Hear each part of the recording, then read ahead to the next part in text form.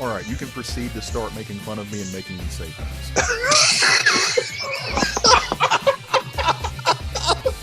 God, this is going to be the best show ever. Can you describe what I sound like? You sound like Caleb. You sound like your balls have dropped additionally. or you sound like Caleb in a drag queen contest. Lowering your voice on purpose on the mic. That's what it said. That's so weird. See, I can't hear that on my end. So, well, maybe it won't record that way. Maybe not. Oh. So. Oh, no, don't say that. I need this to be part of history. This is so frustrating. So I don't know what happened. I was telling you guys before I hit the recording, but just for the sake of by the way, hey everybody, this is Southern Fried Geekery, episode 135, the one with technical issues, and we're recording this 2 days. Stop fucking laughing.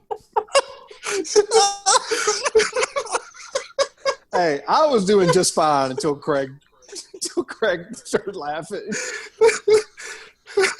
So we're recording. I can't even speak. I'm verklempt. We're recording this 2 days early because of scheduling issues. So it's Friday. My computer is completely revolting against me.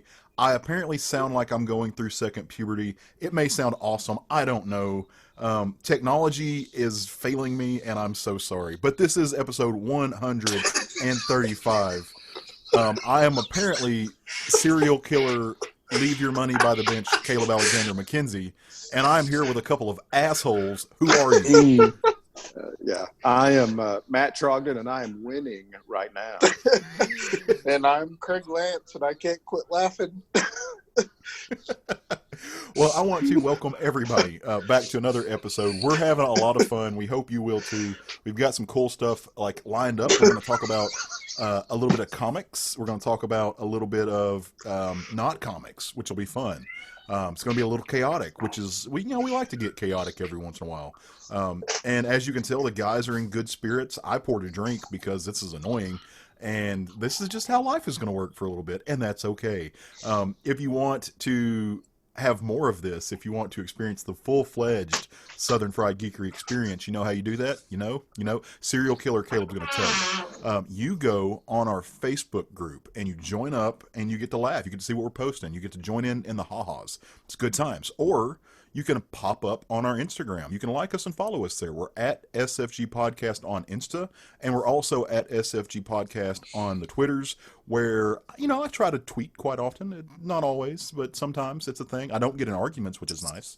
But if you have any questions, comments, or concerns, maybe if you're worried about this sudden influx of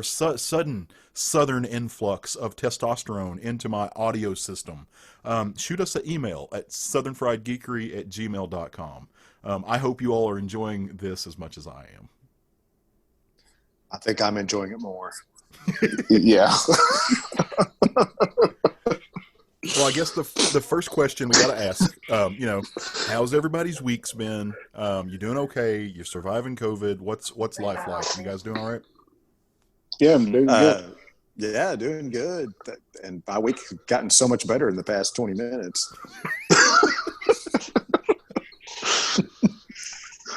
I'm totally not going to have the ball game on in the background while we're recording either. I mean, you're going to keep us updated with who's winning? I'm sure I will. I mean, I will be 100% paying attention to the show, but it will be on in the background. I don't believe you, and that's okay. This is not the Sport Ball podcast. Sport Ball? Yeah. Sport Ball. This is not the Sport Ball podcast. Yeah, I hear you. Hey, I love the sports ball, so I'm excited about tonight being the opener. You I'm sound like tonight, a man y'all. that would love Like it was a ball. long day. I had some other meetings. Apparently now I sound like gay Terminator. I don't know what to do with this. But, as always, I guess we can't say as always anymore because it didn't happen for a little bit. We're going to talk about a comic, right? So if you're new to the show and you, and this is my normal voice if that's the case, and you don't know how we kind of operate, what we like to do is, this is a comics and pop culture podcast, right? So we like to be comic centric, but we get into some other stuff, as you're going to tell. On a normal basis, we'll have a short stack, which is kind of our version of, 3 comics, real short introduction to them that we read, we think is cool. Maybe we don't think they're cool. Maybe they were just egregious. But we try not to dive into that too much. We give you a little short idea, a short stack, 3 books that we've been reading that are cool. And then we do a round table, because that's always fun. We all read the same book. We talk about it. We discuss it. Sometimes we all are in agreement. Sometimes we are in vast amounts of disagreement. Sometimes we are complete polar opposites of our subjective view on the stuff. And that's cool too. That's what art is for. Art is to spur conversation, and we likes it. We loves it. When that happens. And then normally we will break off from there and we'll go into what we like to call our books of the week. So it'll be a book that maybe I've read that neither one of the other guys have read, or maybe we double dip and we did read it. Just conversation. We conversate about it. It's fun. We're a couple of friends. We like talking about the funny books, and it's usually the highlight of my week.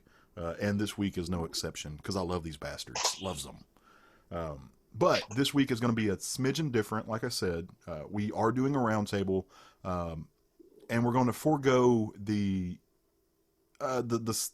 short stacks for another couple of weeks, because comics are just kind of getting back into the grind. If you're familiar with the direct market, it's shut down for a little bit, and it's kind of put a damper. So we're trying to build back up.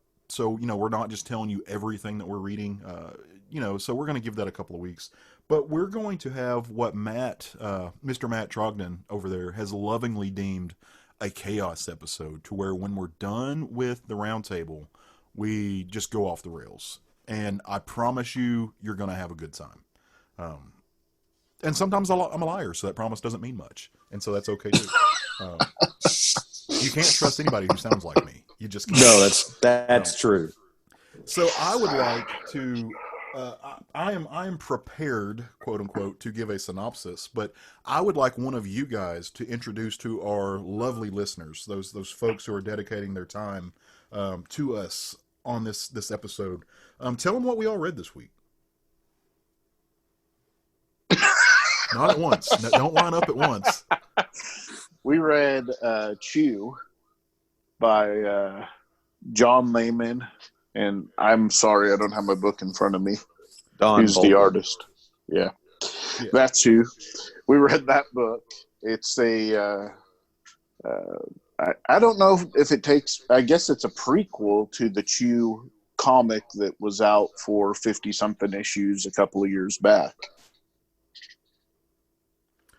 So I can't answer that question, because I'm not... It is a prequel, because he's still a cop and not on the FDA.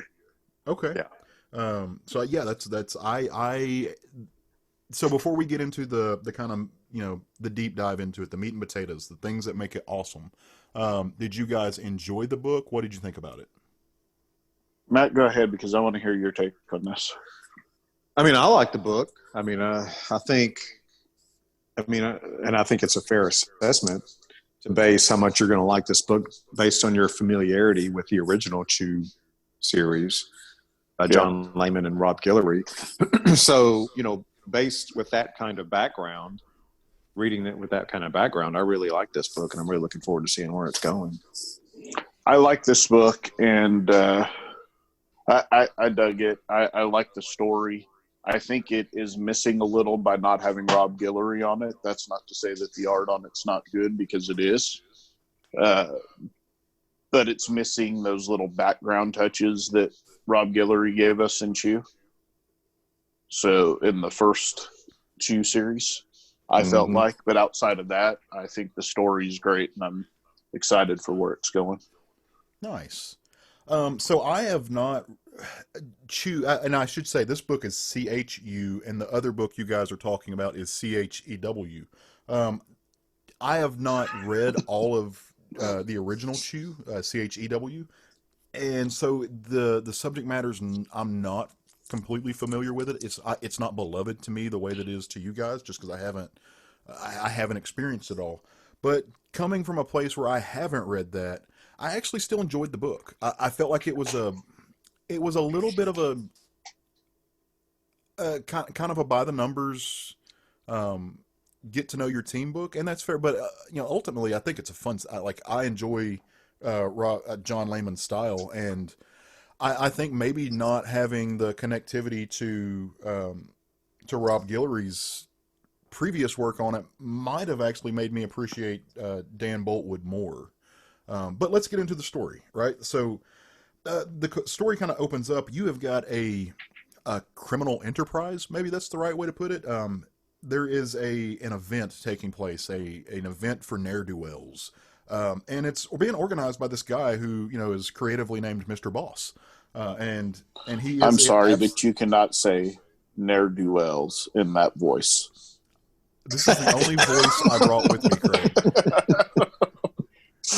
Oh, God. This is all I got. Talking about his counterparts there is what he's doing. Yeah, right? No Anyways, critics. sorry. Go ahead, Caleb. Don't tell my secrets. No, so these are bad guys, and they're led by a guy named Mr. Boss, and he's very clearly laying out a game plan, right? So he's letting everybody know, hey, from here on out, we're only talking in code words. You don't use anybody's real name. You've all got secret names. Matter of fact, let me go ahead and introduce you, and we'll start talking about the plan. This is Mr. Baker. He gestures over to the side, and this little bitty, kind of a zombie-esque looking Elmer Fudd Cretan type motherfucker rolls out with a little chef's hat on, and his name is Mr. Baker, and that's just what he is. And he has baked you could call it a cake, some might, but it's not just a cake, it's a 3D model of a building. And they're using this to kind of make a game plan, so to speak, and commit the floor plan and the architecture to memory and eat it. Yeah, so how that works is everybody in this universe, not everybody in this universe, but the people that are on this team all have powers through either cooking or eating. Mm-hmm. And his power is that when he cooks something, when you eat it, you commit it to memory. Okay. Yeah. So and so all of them, like you said, it all revolves around food. So many of the characters in this world, in the Chu universe, are... There's a word, and it kind of changes for each one, but there's SIBOpaths and SIBOpars, and SIBO, assumingly, other things. And yes. And they kind of, they have this psychic connection to food in some sense, in some way. And so they're kind of getting a feel for everything and committing to memory. And then, Mr. Boss rolls out his second I don't think it's fair to call the guy a villain. He really didn't do anything villainous, but he's kind of a henchman, and he's Mr. Cook. And he's prepared this meal that's going to give all of these, other henchmen the edge that they need to commit this crime, to pull off this heist, so to speak. And he's done things. He's got a nice little braised chicken with bacon au gratin and sweet corn and smoky escarole with carrot soup. It's wonderful. It's lovely. He's obviously an accomplished French chef, but assumedly kind of that same thing. He's done things psychically to this food to give anybody who eats it, it's kind of a booster of stats, like to bring up like Dungeons and Dragons. So he's kind of casting a spell, if you will, that ups somebody's charisma or their strength. And so then he kind of starts introducing all of the pieces of the puzzle, all of this group of individuals, this team, for lack of a better word. You've got Mr. Knife, who appears to be some sort of like kind of a zombie. Like he has a very animated Solomon Grundy look to him, and he's a thief. You've got Mr. Gunn, who is, he's a Deadshot analog, but he's a sharpshooter. Miss Strong, who is very, very small in stature, but apparently is just a powerhouse. And she's cracking her knuckles when she's introduced, but she doesn't look like she's, a giant muscular figure, but apparently she is. There's Mr. Locke, who is a thief, but there's something about Mr. Locke. And this next character named Miss Smart. And they're not necessarily on the level with what you would think that these other guys are. There's something about them that sets them aside. And, well, that's because Miss Smart, her name is actually Saffron. And Mr. Locke, his name is actually Eddie Millay. And they're partners, both, seemingly in a criminal enterprise, and you come to find out later in the story, partners in life. They've got a romantic connection. But you don't find that out till later on down the line. And so they're getting ready to kind of set this plan into motion, and here's basically how it's going to go. Mr. Gunn is going to get up on a rooftop because he's a sharpshooter, right? And he's going to use his abilities to start taking out, any cameras or any security that might be around. And if he needs to, he'll go ahead and put a bullet in whatever security guards. If said security guard gets in the wrong place at the wrong time, that's his job. He eliminates that issue. And while he's doing that, the rest of the team is going to be in a van, and they're going to be waiting for a signal, and then they're going to go pull off this operation. They're going to go get what they're after. But things kind of go south just about as soon as they get ready to move on this building. Another van pulls back up, and it's kind of unexpected. But while all this is happening, Miss Strong's stomach starts making this weird sound. It's like gurgling, like maybe she ate something bad. And up on the balcony, up on the roof, Mr. Gunn kind of looks like he's getting a little green around the gills. You know what I mean? He gets a little queasy. His stomach's turning. Something's going on with this. It's not like, especially when everything's connected to food. You think that maybe they've been double crossed a little bit. So just as soon as they go and they get ready to head into this building, of course the door is locked, and Miss Strong has to break like a chain because she's got superhuman strength. But that's kind of that's kind of the bridge too far for her. At that point, she starts getting a little sick, and up on the roof, they start to hear in their little, they've all got those earpieces, like those 007 things. They hear Mr. Gunn breaking in and out and saying something's wrong, and he's vomiting. And then the camera kind of cuts to him, and he's just laid out, like he's sick. He's laying face down in a pool of his own bile, which is kind of disgustingly awesome when it's drawn in this style. But like I said, you remember earlier when I said that things were kind of not going right? Like another van pulls up unexpectedly, and it's a group of relief guards that are early, and they catch the crew. They catch them kind of red-handed, so to speak, right in the middle of Miss Strong just having this violent, visceral vomiting reaction. And so they just kind of they pull. I guess they punt, so to speak. They pull an audible. They start putting down these guards when they weren't supposed to have to. That was supposed to be Mr. Gunn's job. Mr. Knife goes ahead and just puts a couple of knives in these dudes, while our girl Saffron jumps out of the way. But their cover's blown at this point, and so the guards that were already inside the building launch into full-scale attacks. I mean, these dudes have like M16s. Like, they just start, putting rounds down, and so folks have to. They're dodging. They're trying to get the hell out of the way.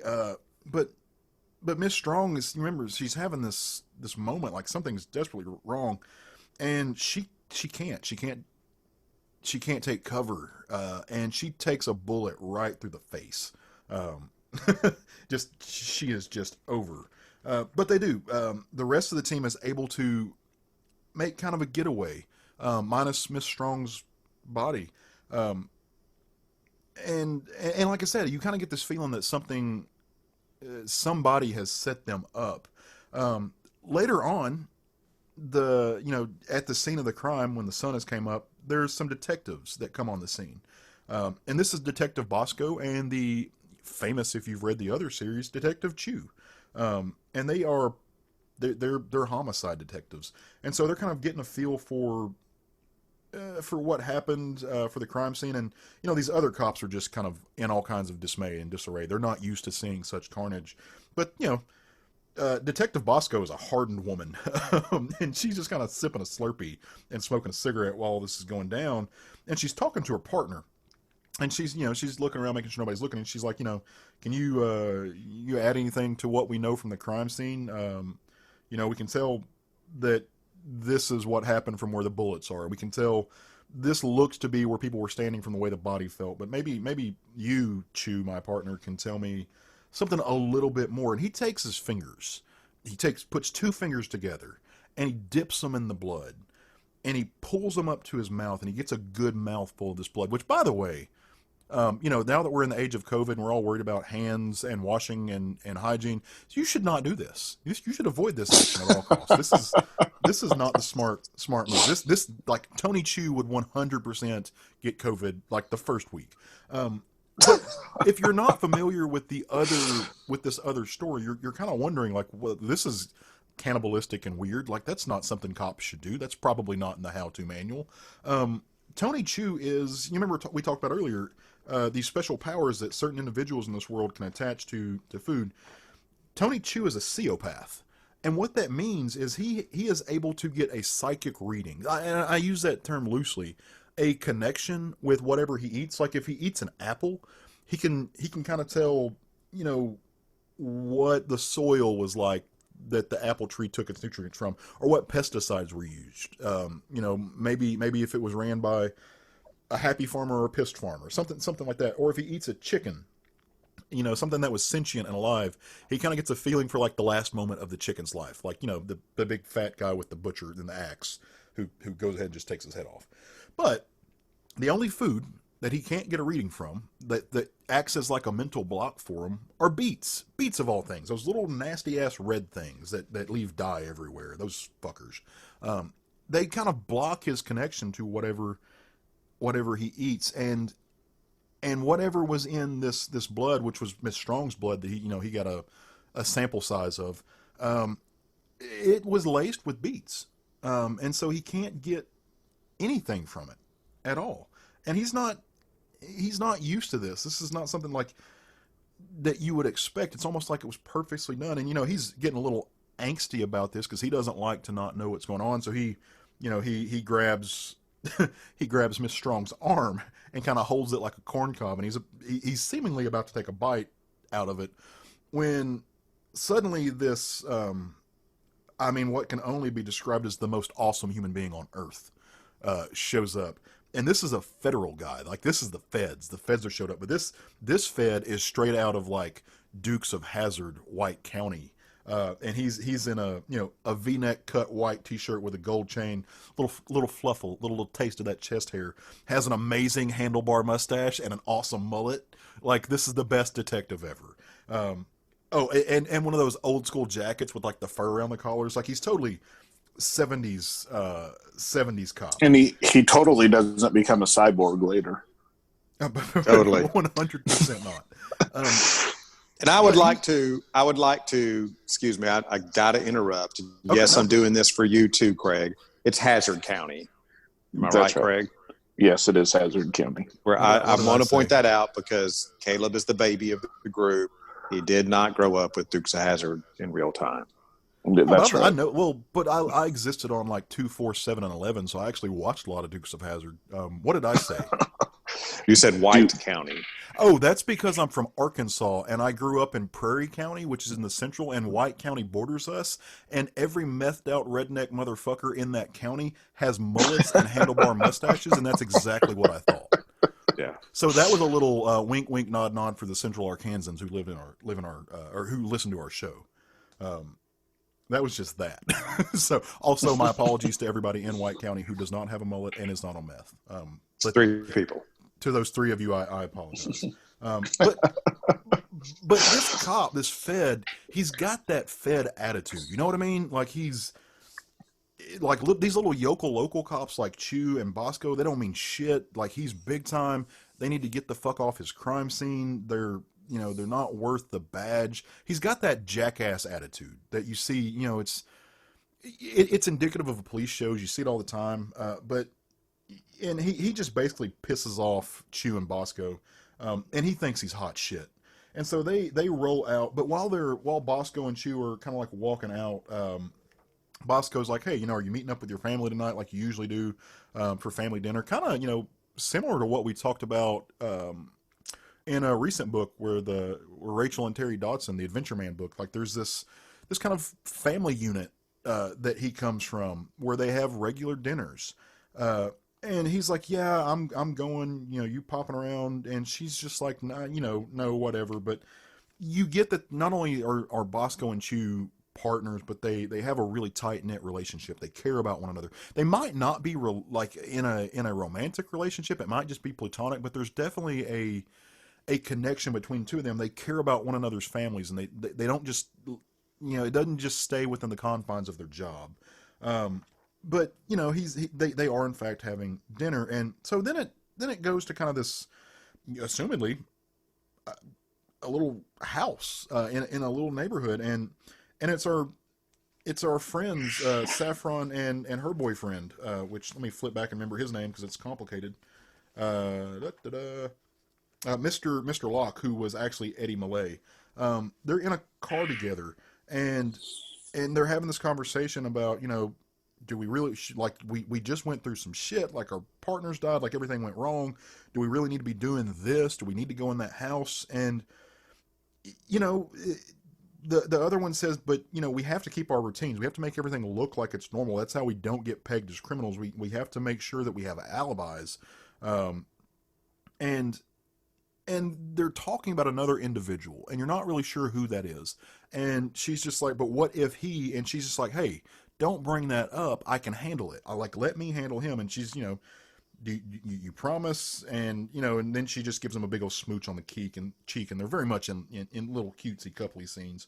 And so she gets out of the car and walks off. She, Saffron blows him a kiss as she walks in, and she's standing in front of this kind of an all-American house, right? Like 2 stories, white picket fence, a couple of bushes out front, nice little window up top. And she rings the doorbell, and it's answered, and it's this woman her name's Rosemary, and she's Saffron's older sister. And you can just tell when she's talking, like, she's very cold, and she's just like, you're late, like, like you have offended me by being late. And, of course, Saffron's just like, yeah, got caught in traffic, got held up. And, Rosemary just lets it go at that. She just puts a big old hug on her and is like, hey, dinner's getting cold, but come on in. And as Saffron enters the kitchen, she says, oh, hey, how you doing, big brother? And who is there but Detective Tony Chu? They are siblings. And he is in charge of investigating the crime that his sister was a part of. And what you find out is Saffron is a COPAR criminal, and Tony Chu is a Cibopath cop. So I was very confused by this because I'm not somebody who has read the other series, the series that came before this that dropped a whole lot of information. So I did some Google research, a detective in my own right, and a Cibopar is someone who learns secrets from who she eats with. So as long as Saffron sits at a table with you and breaks bread with you, she can learn things about you without ever touching anything that is you. Like, unlike her brother, who actually has to, essentially, like, so if I was sitting down with Tony and he wanted to know something about me, he would, like, eat my pinky. She doesn't have to do that, like, which is very, on some level, her dinner guest will probably appreciate that. I know I would. Cannibalism, not, like, being the victim of cannibalism, being slightly lower on my list of things I don't want to be than can't being a cannibal. In the hierarchy of things, I'd much rather eat somebody than be eaten by somebody. I'd prefer to do neither. And she gets to do neither, which is, really the more respectable of the psychic powers. But she's a criminal, so maybe it's not. Well, if you remember back in the book, she told her boyfriend, which I keep forgetting his name as well, but she told him to eat the salad, trust her. And That's then right. Everybody else got sick, yeah. That's right. Other than them, yeah. 2 and 2 together. So I want to kind of hear, like, from the basic story aspect. This is a fun crime story. It's very animated. Dan Boultwood's art is, it's very animated. It's very cartoonish. I'm trying to think of what I would compare it to, but honestly, I would have to say it's more so like something you would see on kids television. But it's got this really kind of borderline cutesy feel, which is really fun considering it's about cannibalism and murder. I'm familiar with Rob Gilroy's work, and it's kind of in that same vein, but it's, I think Craig hit the nail on the head when he said it's not quite there. I can imagine what he could do with the script, but it's by no means It's not lesser art than Guillory's No. art. It's just, like I said, Guillory's really good about putting little things in the background that get you a chuckle Mm-hmm. or whatever. And, that to me was missing a little bit, but the art was fine. I mean, I enjoyed it. It fit the style of the book perfectly. It was fun, right? Like it was good Yeah. time. It's neat It's to exactly see. what you expect out of a Chu book. Right. It's a fun little crime story that has more layers than what you think. I promise you that. It seems like it's this cute little tale, but it'll have multiple layers to it before it's done. Well, y'all dig in. Like, see, I don't have that background because so I've read the first arc of I guess you could call it the first trade of CHEW, and so I never got into those layers. So, like, y'all talk about that a little bit. Like, tell me. Well, Like, I think what do you I mean when definitely you say those. Yeah, Craig, I think we should do what he says because I think Caleb definitely is stronger these days. He definitely is a strong man. Yeah. He's Mr. Strong tonight. Yeah. Well, as far as this story goes, so the reading Saffron and her partner's roles in this, the way I read this, what I'm expecting this story to do, and frankly, the way I read it as it exists here, is that she and her partner are on an undercover mission, and they sabotage the most deadly members of the group. Yeah, it could very well be that they were on the other team, the mafia's side that they were invading. It felt to me like there were two cops on an undercover mission. That's the way that felt to me. And it could be that as well. So I don't know that they were I agree. I got the quote unquote undercover tones. I don't know that they're cops though, because like the book doesn't make any bones about calling them a criminal. Like it juxtaposed with Tony, who is an actual cop, it calls him a criminal. So the thing about Tony is he's very straight edge. Right. Tony is as straight edge of a cop as you can find. Mm-hmm. All the way through the series, to the point where it causes conflicts with his partners at points. So if she is, if she were to be a cop and not be as straight edge as him, that would cause conflict between them as well. For sure. What I was going to say is I feel like, maybe there's no honor among thieves in this story, and that they were undercover. They had absolute intentions of fucking over the group, but there's also somebody else with those same intentions. Yes. And so like I do feel like they're criminals, but maybe not as bad as the other people. And like there's actually a third party to this, or a fourth party technically, that we don't know about. Well, it definitely alludes to the fact that they owe money to somebody. Yeah. Right. Now, so to me, they may very well be in there to mess that up to get them, to pay back who they owe. And the fact that the chef knew to cook with beets tells you something else too, that she probably set that up so that Tony couldn't figure it out. Yeah. And, so that's a layer they added to in this book, because they never really addressed that if something were cooked with beets before, that would block his powers.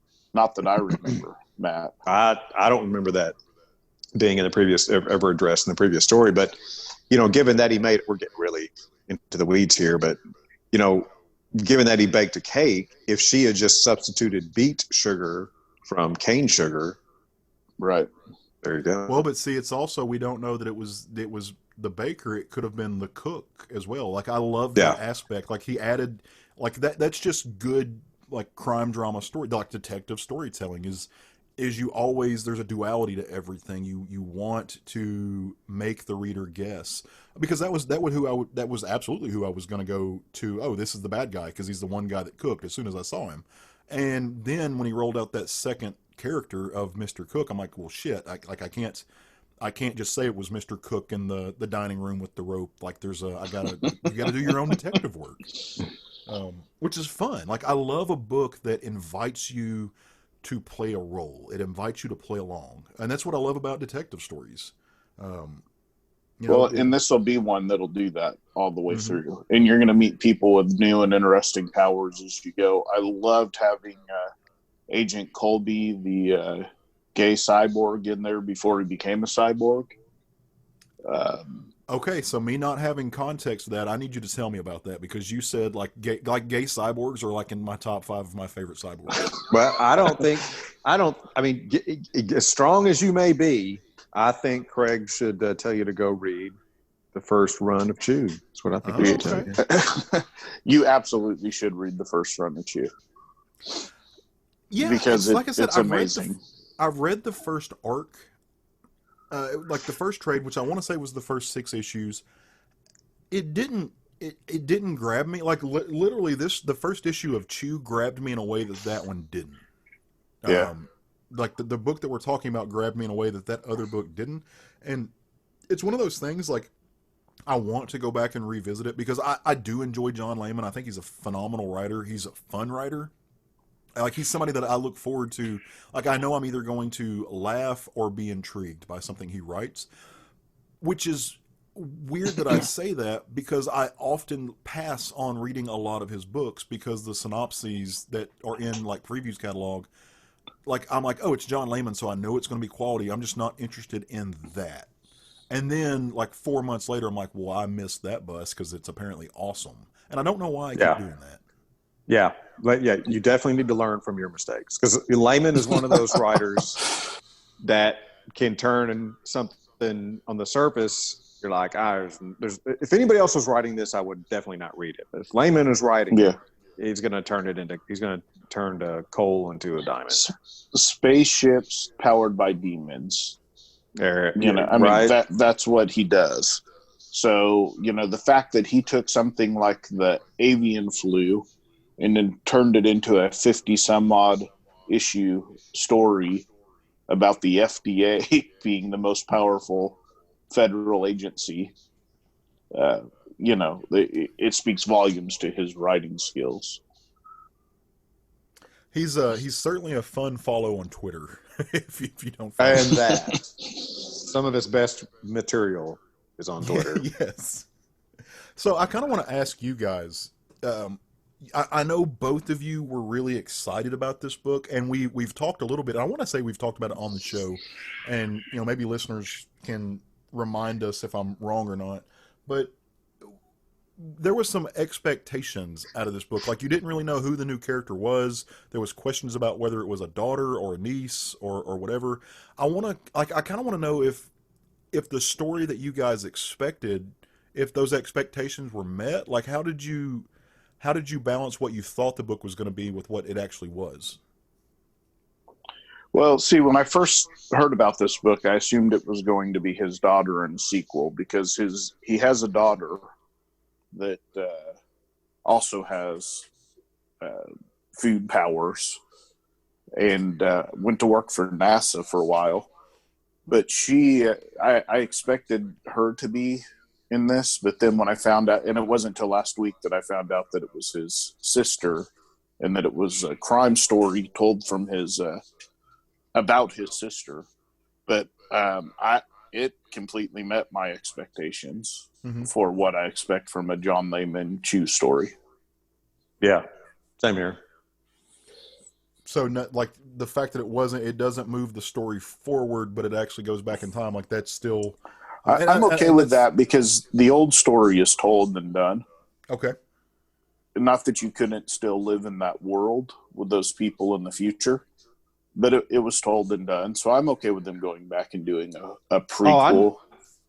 I would never expect John Layman to go back and, expand upon the ending he already put in the bucket. Yeah, right. I never expected that. I expected this to be either a prequel. Yeah, its own story that does not affect the ending of Chu. That's not his style. Yeah. What's going to be really cool is how he makes it work with that story. Like, I think it's going to lead up to Tony Chu ending up in the FDA. Okay. So I guess he's also, one thing they did in Chu is they were on like issue 12, and he wrote issue 42 or something and released it, and then went back and filled in all the books leading up to that book, and then just skipped it. I forgot about that. Yeah, that's how he does some of this stuff sometimes. So he's got it all planned out, I promise you. Like I have no doubt that he's meticulous. Like he is meticulous as hell. In how it will tie into the original Chu, it'll tie in perfectly. I have no doubt. Anybody that can do that can jump ahead 20-something issues, give you a story, and then still have it fit perfectly in that story later, that's somebody that knows how to tie stuff together. Right. So that would be like an artist releasing, chapter 82 out of a 112 page or 112 chapter book, and then coming back later and it fits perfectly in there. So I'm sitting here flipping through the book, and this is where my lack of watching TV, especially like animated television, fails me, because I know I've seen this like style of art before, and I want to say it reminds me of shows like maybe Kim Possible, but like, have you like? Do y'all recognize this kind of? Yeah. I wish I could give a better illusion to what the animation style looks like than what I have. I would say a little bit Johnny Bravo-ish. Yeah, okay. It's definitely the Cartoon Network type animation. Yeah. Gotcha. And by the way, in this book, after the story is over, there is a double page spread, hashtag Hey Wendy, of Dan Boultwood's work, where it's a young white-haired woman swinging from a vine in kind of a Jane/Tarzan-esque outfit, and there's a pterodactyl. Pterodactyl screaming in the background. That, like, I want that story. I don't know what that is from, but I would read the shit out of that story. It was incredible. Another thing that's really cool to point out about this book is, normally it's not necessarily uncommon to see an artist that draws and colors his own book. That happens, and Dan Boultwood does in this. But I thought it was also cool that John Layman also lettered the book. Like, that's neat. Layman actually letters a lot of his books. See, I did not know that about him. He lettered the whole run of Chu. Yeah, he letters a lot of his books, and frankly he'll tell you he does it to save money.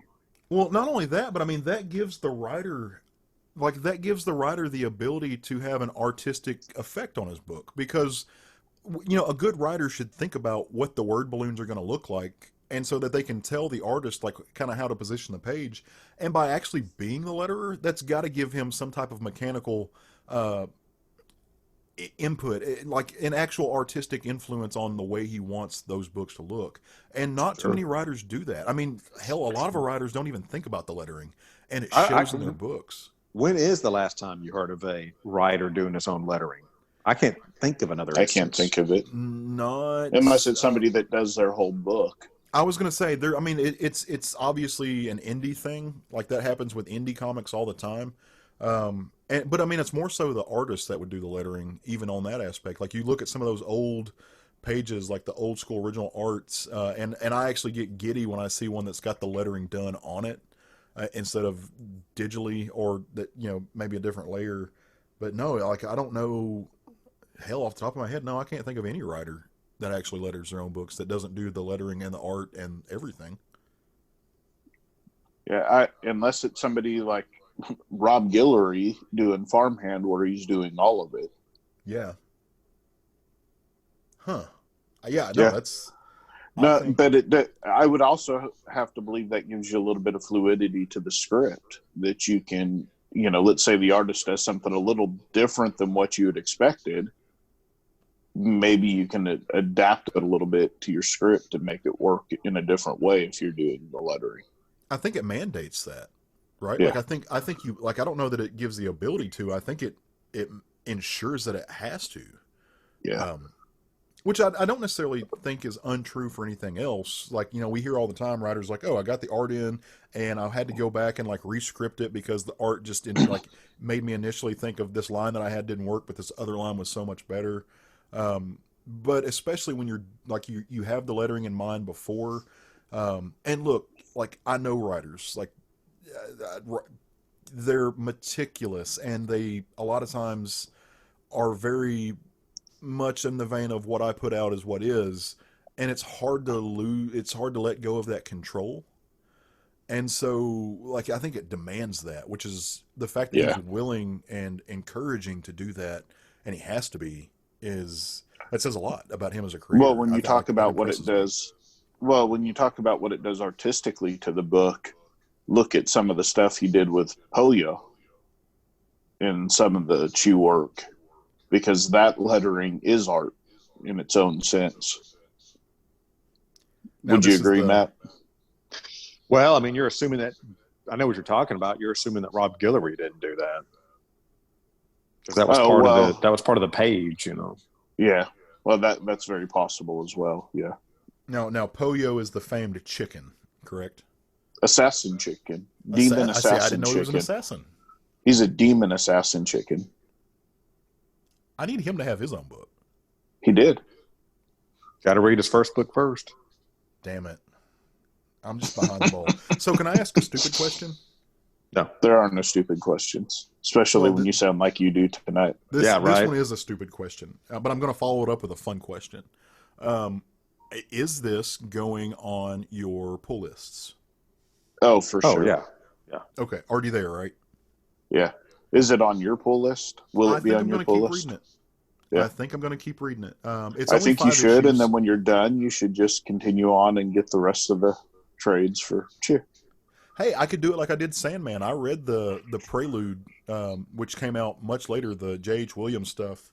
I read that before I read Sandman, so maybe it's kind of that same thing. But I do want to point out this is only a 5-issue series. So if you haven't read Chu, much like myself, and the long and worthwhile read that it is, this is only 5 issues. And even though I didn't have that I think I didn't have the baggage of the other book.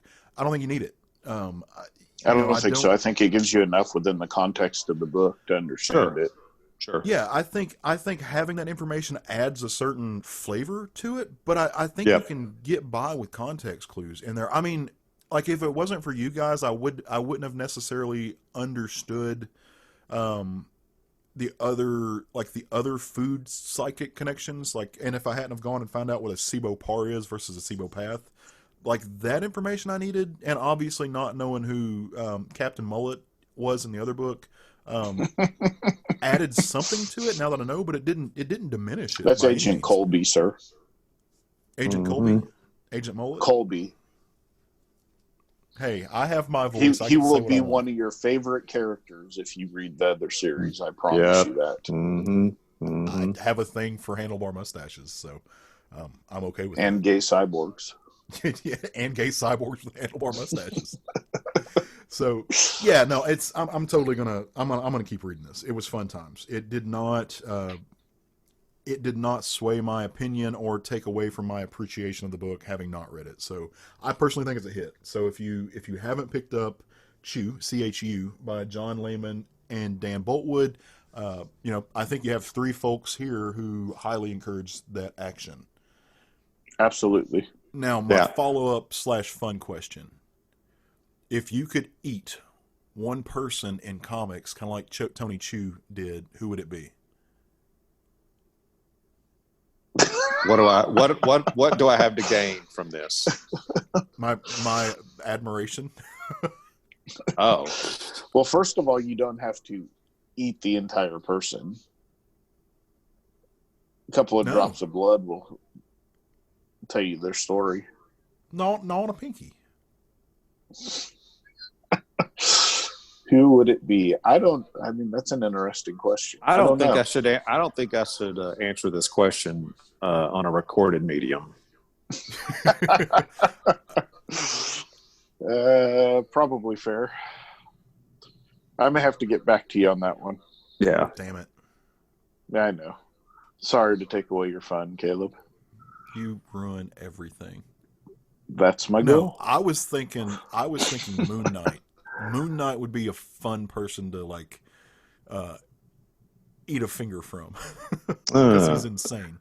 I think you would regret that immediately, sir. Oh, I would 100% regret that. Yeah. But that's part of the fun. You would know what it's like to swing Thor's hammer, wouldn't you? I sure would. God damn it. Oh man, I couldn't help myself. Yeah. So let's talk about some fun stuff. Normally this Yeah, is I mean that kind of leads right to our chaos topic, doesn't it? I mean, I wasn't going to say it, but if you think it does, then I'm going to agree with you. This is normally the portion of the show where we go into individual books. But dude, it's the end of the month. It's been a long month. I know for you guys and for me as well. And so what if we just shoot the shit for a little bit? What if we just talk? Like, what if I bring up a topic and pass it over to you guys, and you guys, and myself included, just kind of riff on it a little bit? Does that sound like good times? Dude, that's an amazing idea. Where do these ideas come from? Where do you get these wonderful toys? I ate a piece of Matt Trogdon, and he told me to do it. I'm going to leave that one alone. That may or may not be a lie. So no, we kind of got together and came up with an idea, something that we'd fun to talk about, something kind of off the cuff. Maybe it's not something that you hear a lot of podcasts talk about or a lot of groups, but it's totally the kind of conversation that the three of us and some of our friends at our local comic shop, Kapow Comics over in Sherwood, would have, like on a Wednesday, on New Comic Book Day, where we sit at a table and we all just chit chat and shoot the shit. And you know, it's kind of on the idea of a comic book time machine. And so, when we were kind of pre-gaming this a little bit, I asked the guys, and we haven't compared answers. Nobody knows what the other one is going to say. But I said, if you could go back in time, at any point in time since the beginning of comics, which technically is, the late 1900s, or the late 19th century, 1800s, what three events in comics history would you go back and witness or change or prevent? And this could be actual, like, storytelling aspects, or this could be real life. Like, you go back to things that actually happened. So I'm curious. I want to know what you guys picked, what you chose. We'll start with you, Matt. We'll let you go first. And so tell you what we'll do is we'll kind of just go around the table. We'll start with Matt. We'll do Craig. We'll come to me, and then we'll go back to Matt. How's that sound? Perfect. Nice. Well, the big one for me, and as far as things that, because when I read this list, all I could think is things that I can prevent. That's what jumped out to me. And the number one would be, I would prevent Marvel from writing Wolverine as having bone claws. That pissed me off as a teenager so much. I liked and appreciated the idea of Magneto pulling the adamantium out of Wolverine's body. I felt like that was a storyline that was 20 years overdue, frankly. But then when they gave him the bone claws, I was immediately just like, womp, womp. Because I thought, you gutless bastards. Yeah. You're afraid to write Wolverine without claws, so you retcon some bone claws in there because you've got no testicles. And I had great agitation for the editorial at Marvel, so much so that I turned away from them and fully embraced the image revolution. I thought you were going to say you wrote them a very sternly worded letter. No, that was back in the days of actual postage and, whatnot. So he wasn't wasting 30 cents on this shit. Yeah. So it's funny that you brought this up, because this is something I was actually thinking about the other day. I was reading, guess it was last week when Wolverine came out, right? And I was reading that book, and I was thinking, the idea of bone claws makes absolutely zero sense with these super sharp, narrow knife blades. Thank you very much. How thin are those bones? Mm-hmm. Mm-hmm. It makes no sense whatsoever. Absolutely. So, not that it has to in comic books, but I mean, it makes less than comic book sense. Even it makes sense if you're a gutless coward. That's what it makes sense to. So you really like that scene in the Wolverine before he got his adamantium. Yeah, those sons of bitches. Those sons of bitches. So what I like, there was a scene in one of the X-Men films where there's like a side character and he produces like these stingers, and it looks like it's like bone or cartilage or something, but it like pops out of his wrist and he throws them at people. Like that always made more sense to me than the bone claws, because there's nothing rational about there's nothing rational about the mutants anyway, but yeah, I never got like why.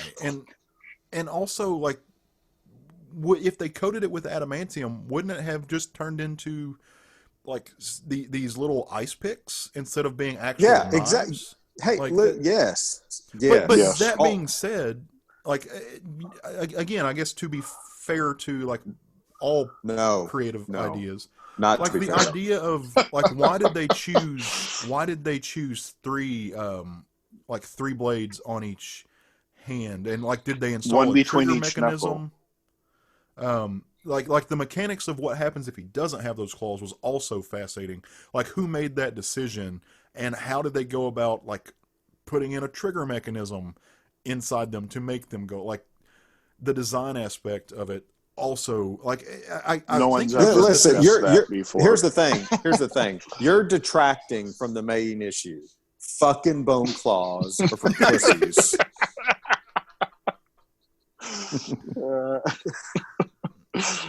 There you have it. Well, and maybe that's one of those things, like it just needs to remain a mystery, which needs to be forgotten and wiped out of the historical context. I mean, for me, it has been. Well, we'll let Jason Aaron write it, and he'll change it. Ooh, man, moon claws. Moon claws. Moon Knight already has those. Yeah, right? Yeah. But see, so I can only think of things, when I think about how bad of a decision that was, like it makes me think about good decisions that came from that design, and I automatically go to character like Ripclaw from Image Comics.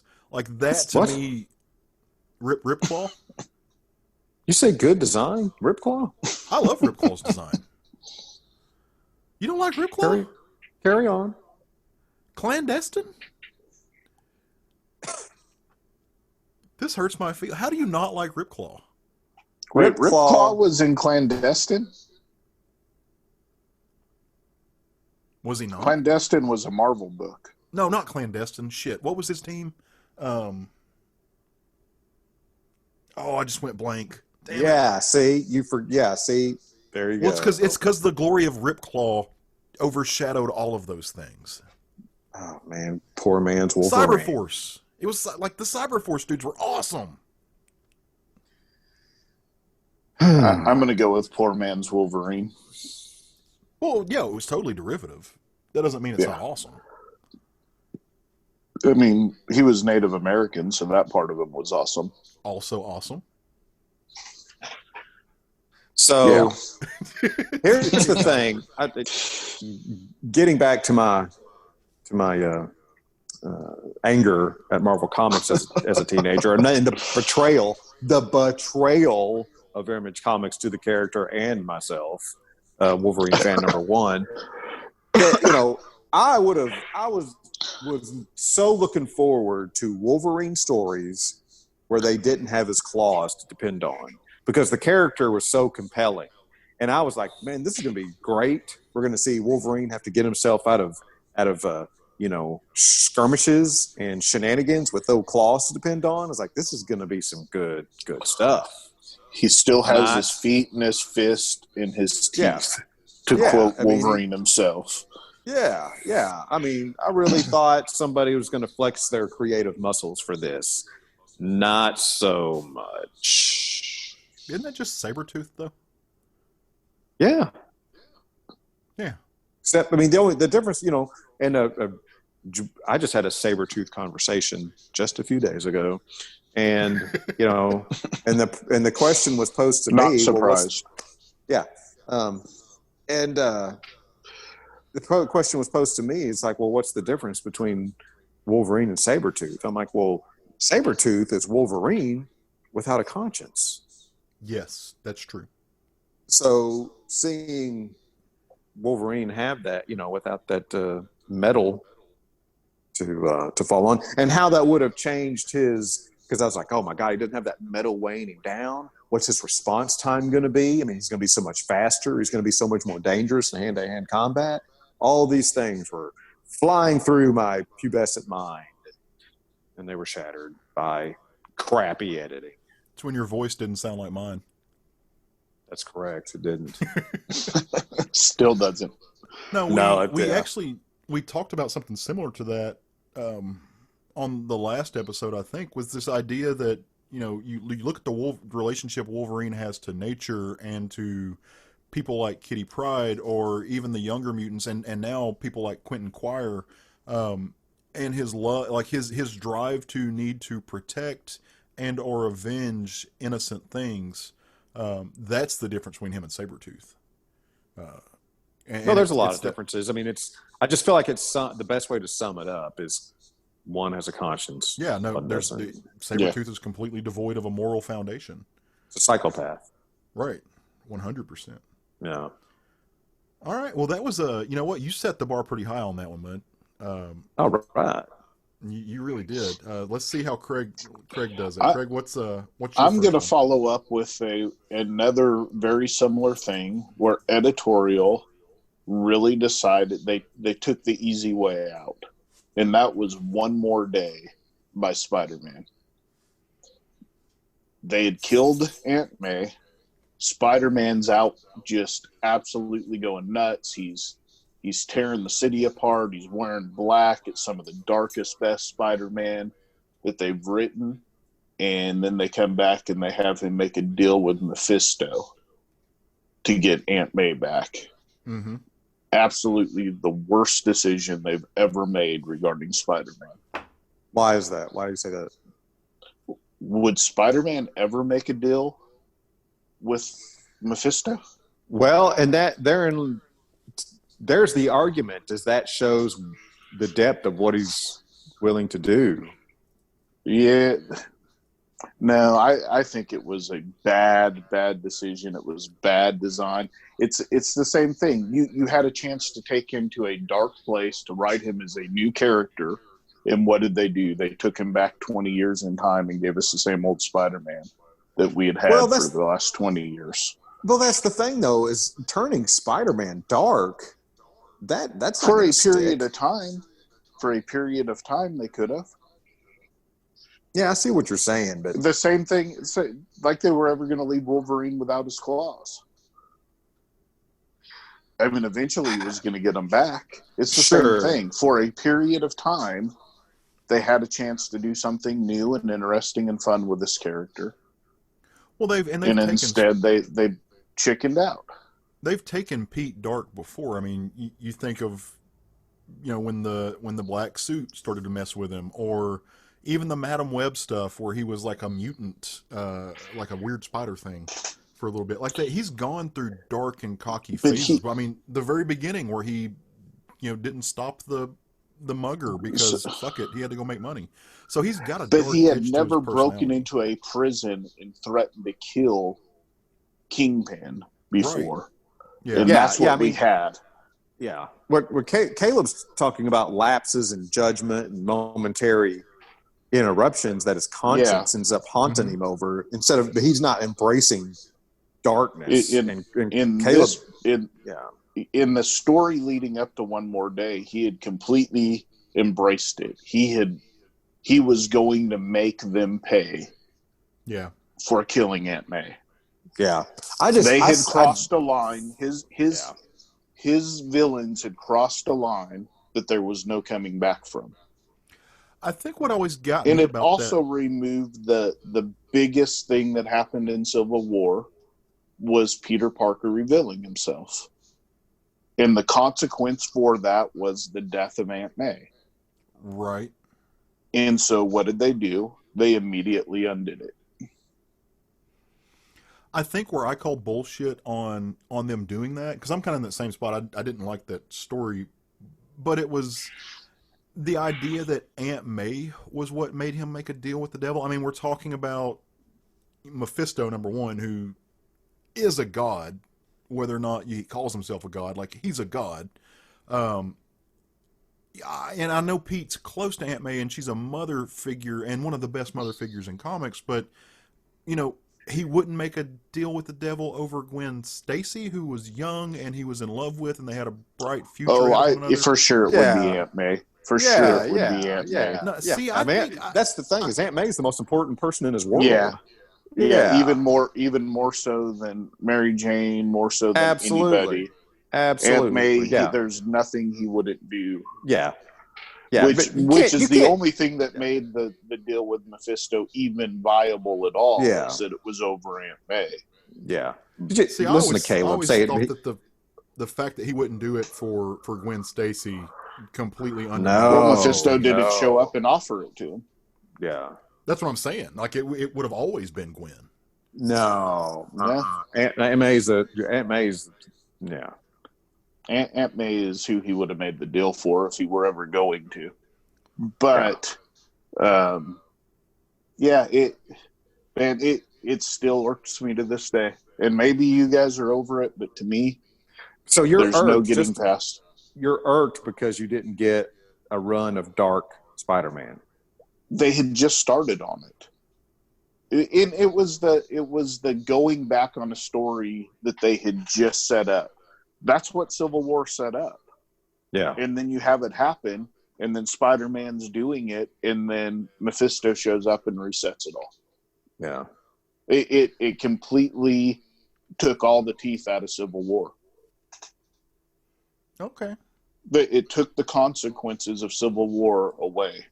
Other than Cap dying, which didn't actually happen in Civil War, it happened afterward.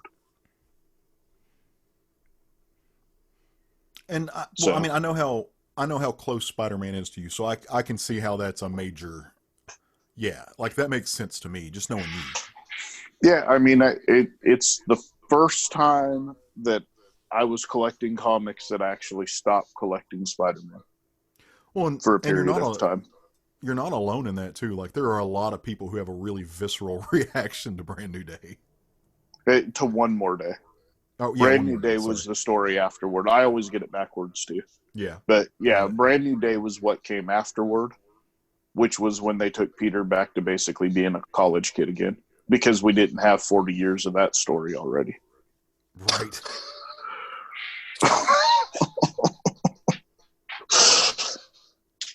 All right. Well, let me go with mine. My number, my first of three on this. When I say, let's do some word association. You guys ready for this? Sure. When I say Neil Adams, what pops into mind? Batman. Okay. Yeah, I would say the same. Okay. So this is not a story about me wanting to go back and change anything as much as it is a story about me wanting to go back and be a fly on the wall. And just like a witness to something. And it doesn't involve what happens in comics. It involves what happens in actual the actual making of comics. So there was a time, a particular event, where Neil Adams basically took Carmine Infantino to the ropes over the destruction of original art. So at the time, original art was not beloved. It was not something that made a lot of money. Publishers didn't care about it. A lot of artists didn't even care about it. I mean, Steve Ditko used to use his original art as a cutting board, if you can imagine that. It just wasn't sacred to them. Makes my soul cry.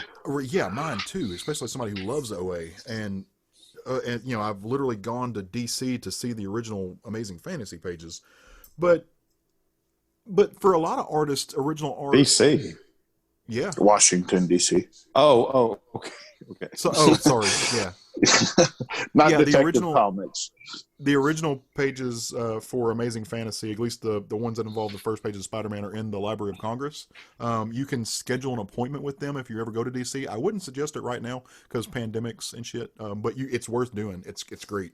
But no, so there was this time where it wasn't beloved, and for several artists though it was, and they weren't getting their property back. I mean, we're talking about guys like Neil Adams himself, but also Jack Kirby, Buscema's, all of those guys. They weren't getting their property back in a sense, their artwork. So Neil Adams kind of took charge on this and just he tilted at windmills for a long time and trying to get the people who were in charge to understand that they needed to be giving this art back to the artist to let them decide what to do with it. And so he went to Carmine Infantino, who at the time was the DC art director. And he really couldn't get Infantino to care about any of this because it just wasn't a thing. He's just, Neil Adams is being a curmudgeon and he's griping about shit.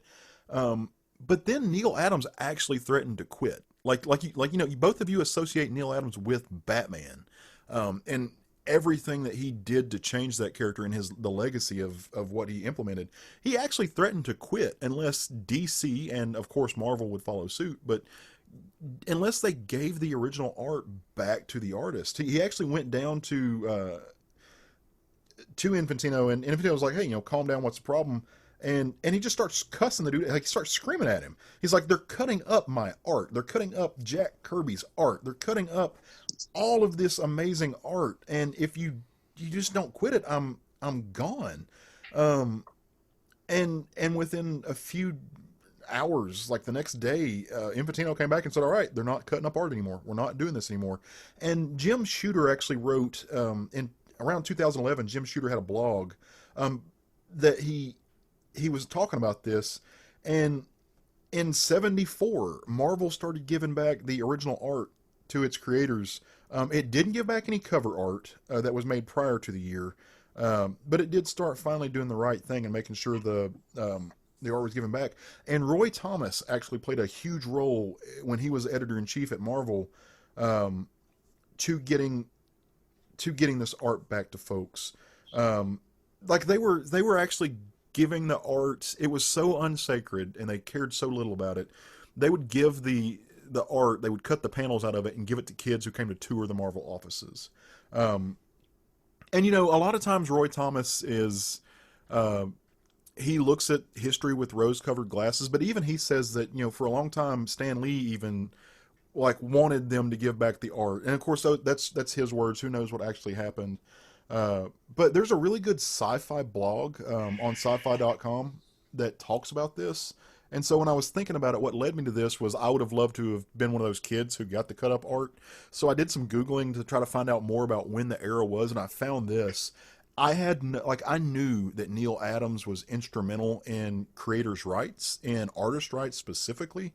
But I had no idea that he actually went to Carmine Infantino and put his career on the line. The Neil Adams of today is who he is. We all have our opinions about Neil Adams and his ego and what he charges, and there's a lot that goes into the understanding the complexities of Neil Adams' persona. But this, knowing this information and actually reading an account of it from people like Roy Thomas and Jack Libowitz and Irwin Donfield, who were comics executives at DC at the time. And just how he put himself, Jim fucking Shooter, of all people, it just made me really respect that even more. And I would have loved, because Carmine Infantino was not a, what do the kids say? He ain't no punk cuz. He was not a dude who would take a lot of shit. And I don't know what the kids say anymore. To imagine Neil Adams laying into Carmine Infantino about original art would have been amazing to watch. I would have that YouTube video saved. Yeah. There's a lot of those old Neil Adams conversations that I would have liked to have been a fly on the wall for. He was a firecracker, man. Yep. Well, there's no doubt, and you said that based on what we know about him and who he is today, that doesn't change what he's done in his past and what he did for the industry. And a lot of those things play into who he is today. So, it's you don't get one without the other, probably. No, absolutely not. Yeah. I mean, that would be definitely been interesting to see. And like I said, the input from Roy Thomas was the real kicker. Like reading what Roy Thomas said, because you can imagine a young Roy Thomas, or semi-young Roy Thomas in the '70s, like sitting back and watching, like when he was EOC at Marvel, watching all of this take place and seeing Neil Adams railing on Carmine Infantino, and he was just like, hey, yeah, maybe we're gonna not like get yelled at, and we should just come up with a formula on how we're gonna return art to these people, which is exactly what they did. Like they stepped forward without getting cussed out by Neil Adams and came up with a formula on how they were going to give art back to people, and it's just like, that is cool. That is so cool to me. I would have loved to have witnessed that. Yeah, for sure. Definitely a historic moment in comic book history. All right, Matt, round 2. Lay it on us, brother. Something else I would definitely like to prevent is Fox buying the rights to the X-Men in the early 90s. Imagine what our world would have been like if that hadn't happened. In retrospect, it also terrifies me that would have just meant Marvel was bankrupt and they would have went away forever. Maybe. I mean, they ended up getting bought, so Yeah. And they definitely would not have ever went away forever. There's no way that I mean, a new buyer would have came in. Same reason that Twinkies didn't go away, for Christ's sake. Because they have the shelf life of... if anything should have gone away because they didn't have any money, it's Twinkies. But the demand brings out the buyers. Marvel Comics was never going to go away. If they had gone bankrupt and sold everything off, the rights to those characters would have been snatched up. Comics would have been made again. Yeah. But that being said, Fox buying the rights to the X-Men have set us back for decades. We got 2 good movies out of the deal. 1.5. Okay. 1.5 at best. I still like the first X-Men film. I actually like the second X-Men film, and I like the first 3/4 of Logan. So I appreciate that you're willing to accept these things. Yeah. However, what I'm talking about is if the MCU had ownership of the X-Men starting back when the MCU was being born, what a world it would be. That would be amazing. Yeah. And I don't disagree. No, I really wish, and I realize that COVID is part of what has messed this up, but I really wish that the MCU would give us, and I realize this is me being a greedy fan. I wish they would give us a roadmap or at least a glimpse of what they're going to do with it now that Disney pushed everything 1 year. So yeah, as far as movies, we're out of ways before we see an X-Men anything. Oh my God, it's not even in the foreseeable future before the X-Men come back. I mean, I get what you're saying though, Caleb. At least just tell us what your plans are. But they're not going to. They don't have plans that they could even put on paper right now. Everything's up in the ether. So I mean, they can't tell us what they are because all they know is it's going to happen eventually because they got this Eternals thing to work out and Blade and all this stuff that they've got lined out. That's what I'm talking about. This that happened back in the early 90s has literally set us back decades from getting X-Men back in the MCU. It did. Because their pathway has been derailed. Well, I think one thing that's probably learned is more if you own the rights to characters and you're going to sell them off because you don't have your own studio, you're going to put limits on those rights going forward. Yeah. not have an open-ended deal, Hey, you can have the rights for 3 movies or whatever. Yeah. I mean, and part of that, the comic book, universe of the X-Men itself suffered from this deal, because what seems blatantly obvious. Yeah, what seems blatantly obvious to me is that Marvel, the MCU, was obviously a success, and they realized that early in the MCU when they started the MCU up.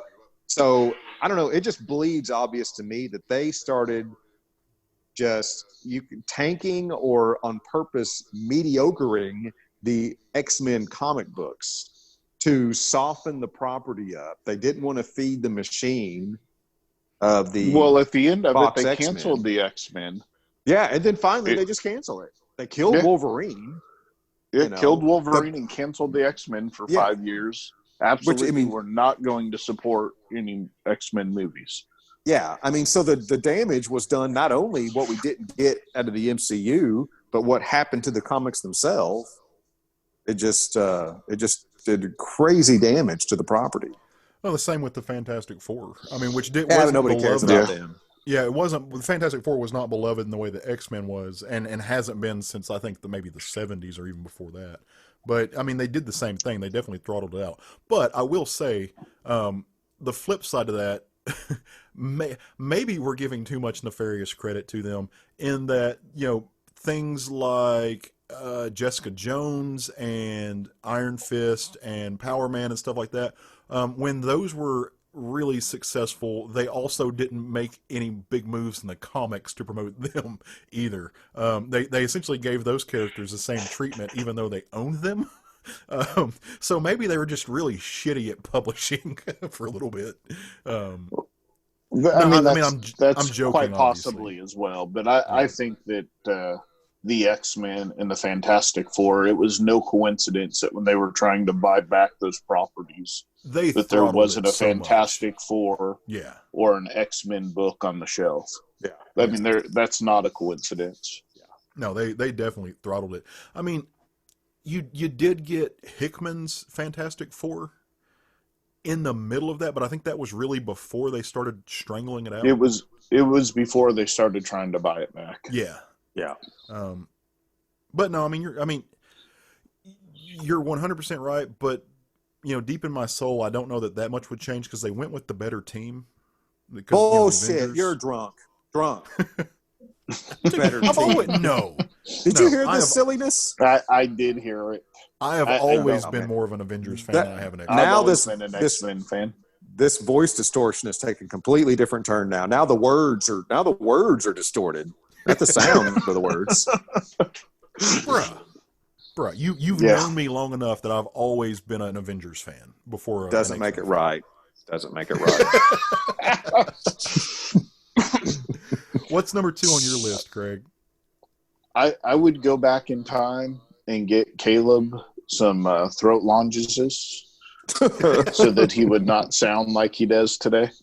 No, this one hurts my heart a little bit because I love the story, but I would stop Batman from building Brother Eye. In fact, if it meant having to get rid of all of Identity Crisis, then so be it. Because a lot of really crappy stuff that was a really good story happened in that series. Okay. But, nothing good ever came from Batman having Brother Eye. It's always just been a bad thing. And I would try and stop him from doing that. It was a very, and this is going to come back in later. It was a very Hank Pym Ultron moment. Where he created something that he instantly, or like he was his own worst enemy in that sense. Well, he later regretted it. He didn't instantly regret it. It was a way. He no longer trusted the Justice League after the events of Identity Crisis. Right. He didn't trust them to do what was right after the fact that he'll even talk to, half of those people anymore is amazing. But you know, I mean, a lot of bad stuff came out of Identity Crisis for such a fantastic story, and it is a fantastic story, and everybody should read it. But it's, you know, got some really dark stuff in it as well. It does. Yeah, it does. It's been so long since I've read that story. I may have to do a reread of it soon. Yeah. Be prepared to be in a dark place. No, yeah, but I also think that part of that is you can't control what other people, especially in comics where it's not creator-owned comics, where it's IP comics.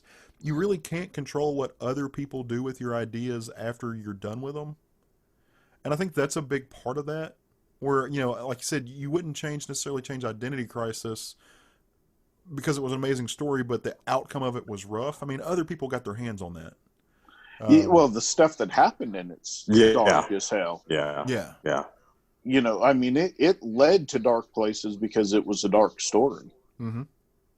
You know, I mean, Brother Eye was a natural, you know, evolution of the things that happened in Identity Crisis.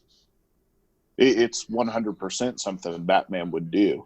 So really, in order to prevent Brother Eye from being built, you'd have to go back and stop Sue Dibney from being raped and murdered. I'd be okay with that. So I think I mean, you lose the Identity Crisis story, which is great. But I mean, you know, if you stop those things, it would stop Brother Eye from happening, potentially. Yeah. You know, assuming something else didn't cause him to do it. I mean, maybe. I think there was a lot of paths to get there, and that's the one they chose. You know, I instantly, when you say that, I think of, you know, women and fridges. I mean, they explored another route in the movies on how he ended up with Brother Eye in the movies. Well, I mean, they called it something different, but with was it Kyle whose girlfriend got found in a fridge? Like, you know, there are things that happen because of that. I think those plot points could have still happened without that. It was just for so long, like, you know, and that's a thing in comics. Like, that's a trope that, you know, I'm specifically speaking of Sue Dibney. I don't think that Sue Dibney's situation was so much a refrigerator incident as it was just I mean, it was definitely a plot point, but it wasn't like they took a minor character and did that too. Right. You know, I think that changes it. She was not a character that was in existence just for that to happen. No, but they still completely did that just to further the dude's story. Like, they did that just to further some other man's story, and that's the same thing they did with Women in Fridges. I mean, which is a whole other issue. Hashtag see Gail Simone. Yeah. I think the difference there is if you create a character that you do, that their sole existence is to further the dude's story. To throw away.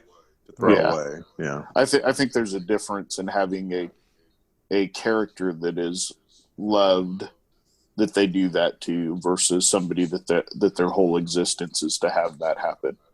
You know, the wife that gets killed at the beginning of the movie so that the man has a reason to go on a quest to kill everybody that hurt her. Right. That sort of thing. Somebody you have no emotional ties to. I think it's slightly different in my opinion. Maybe not, but in my opinion, there's a difference to it. I get where you're coming from. I just see, like, they don't do the same thing to men. Like, you know, and I get because they're not mostly in a sexual relationship, but they're still a relationship. Like, you know, they absolutely did it to Apollo and Midnighter. Yeah, that's Took true. Apollo and put him in hell. Well, right, but Apollo wasn't murdered in hell. Victimizing. You're talking about different victimizing. Do you know that? Do you know that? I wasn't there for the whole thing. But, like, you know, you don't have, you know, Dick Grayson is not going to be, you know, sexually assaulted and killed to further Batman story. Like, they only do that to women. They only do that to female characters. Was in the animated Harley Quinn movie.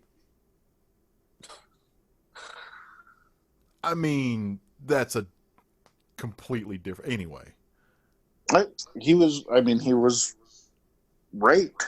in it. In the animated Harley Quinn thing that's on the thing now? Yeah. Not really? on the Harley Quinn animated show, the Harley Quinn animated movie. Oh, I haven't seen that. Yeah, but nobody watched that, Craig. I mean, fair. I'm gonna go with this one. I've got a similar and related topic to this, but it's over in the Marvel universe. And I want to take us back. And this is if I could stop editorial from doing something, prevent something. I would go back and prevent Avengers number 213. Do you guys know what this is? Nah, nobody read that either. Oh, bullshit. I was reading X-Men at the time. No. This is the issue where Hank I read Pym, the Good Team book. No, son. There's a reason Roy Thomas never wasted his time with the X-Titles. Yeah, because John Byrne was on him at that time. Yeah, Chris Claremont was owning that shit. He was driving. Chris Claremont and John Byrne. Yeah. This isn't a competition. Don't make it a competition. No, okay, so Avengers 213. Your voice got a little higher right there when you said that. Sure did. Clutched my pearls. Avengers 213 was the issue that Hank Pym, Yellow Jacket,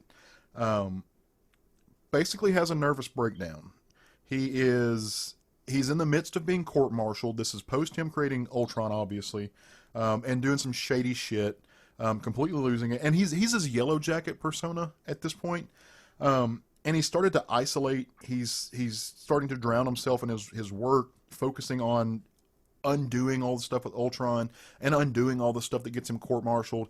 And of course, Janet Van Dyne is back and forth trying to help her husband, but she's also an Avenger. She's caught in the middle. She doesn't know what's going on, and she's trying to help him the best he can.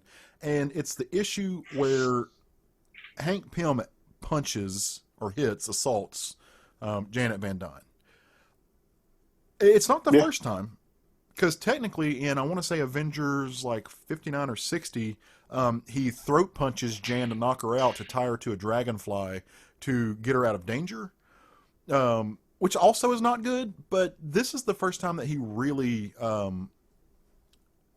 does what he does. Like hashtag not my aunt, man. Yeah, it's an actual act of assault, which it was kind of always, not that the other one wasn't an actual act of assault. There was no pretense of him doing this for a good cause, which, again, good cause is not reason to hit women. But there is no good cause. But I would stop this because I actually really like the character of Hank Pym. He's a figure, he's complex. He on paper, he's just another scientist turned superhero, but he's so much more. But the character's never gotten past this point. Like, this has always been something that artists and writers continually have to bring back up. They can't shake it. They can't pretend it didn't happen. It's survived Secret Wars. It's survived everything. It's always been a black mark on the record of Hank Pym, who has enough flaws. And it's always been a source of personal angst. You mean like outside of being trauma. On the Avengers? Yeah, Brian. Well, yeah. It's always totally been a source of personal trauma for Janet Van Dyne. It's also something that character's never been able to shake. She's never been able to get past being the wife who is beaten by her husband. It was unnecessary to me. It really, in the long run, I think we see all these years later, it didn't necessarily add anything worthwhile to the legacy of those characters. It's held them back. It's been it's been an anchor around their necks, if anything. So I would completely go back and prevent that from happening. I would erase that from history if I could. There's no reason for it. It's just been the bane of both of those characters' existences. And not that it doesn't, that we don't need to talk about it. Like, yes, domestic abuse is a real thing. But again, I just don't think that it was appropriate or necessary in that sense for those characters to show that. And I would take it out. Like, I just think it's a very unheroic moment for sure. And I'm not even somebody who thinks that our heroes can't have flaws. I like a good flawed hero. It just doesn't need to be this one. I think that's a flaw that's beyond. Yeah, it was gratuitous. It was there was like it did not serve the story in any real measure. It was just a way like what's the worst thing that we can do in this moment? Well, let's go one back from that and just have him punch her. You didn't need that. I would take that out. Yeah, I mean that's fair. All right, Matt. Round 3, brother. Well, mine is very recent. This was a hard 3 for me to choose. Yeah. But this last one I just could not let go. But it's very recent. Alfred dying. Go fuck yourself, DC Comics. Who did that? Well, we know who was writing at the time. That's what I mean. Yeah. DC editorial. Yeah, we know who was writing at the time. You know, it was hard enough to sit through the Bat-Cat. I almost put the Bat-Cat entire scenario on this list because it's so nauseating. I just had to read a few more pages of that bile in the Catwoman 80th anniversary book. They squeezed in another one of those Bat-Cat moments that just, oh, God. But, you know, so finally I'm like, oh, finally, that's over. And then they kill Alfred. And I'm like, who's the sick asshole that decided to kill Alfred? Like, who thinks that's clever at this point, 80 years into the character, to kill Alfred? Go fuck yourself. You remember when Craig talked about Aunt May? Yeah. And now I'm talking about Alfred. And, you know, nothing drives this point home. Well, maybe Batman can make a deal with Mephisto to bring her back. Him back. Yeah. I mean, that sounds, you know, actually, that sounds like it's just as creative as DC editorial would do right now. So, that wouldn't surprise me if that's what they do. You know, but, you know, and back me up on this, Craig, does not what we're reading now in Batman's grave between Batman and Alfred drive home my point? Oh, yeah. Yeah. I mean, a well-written Alfred's amazing. Amazing. Yeah. Not to mention what the character has meant to the history of the Batman universe. I mean, well, my biggest problem with it is that it really didn't affect Batman in any perceivable way afterward. Yeah. They're treating it like, oh, Alfred died. I'll move on to my other assistant. That's my issue with it. Go ahead. I'm sorry. No, I was just going to say, if you're going to kill Alfred, it better have some deep meaning. There better be consequences. There better be something that changes within Batman, something that clicks. Yeah. How this got through is incredible to me. Because I'll be honest, you know, when I was reading the Batman run when that was happening, I thought that was all smoke. I'm like, no, this is not real. They're not really killing Alfred. No adult person would be that stupid to get together and make that decision. Then he was fired. And then I'm reading this past week's Batman going, wait, I'm really confused for like the first 3/4 of the book. Yeah, same here. I don't necessarily have an issue with them killing Alfred for, I mean, number you one, son of a bitch. Nothing. Hey, dude, nothing in comics is permanent. Nothing is permanent. That does not give them a pass. It does for me because I'm tired of 80 years of the same shit. Like a lot. Oh, you suck.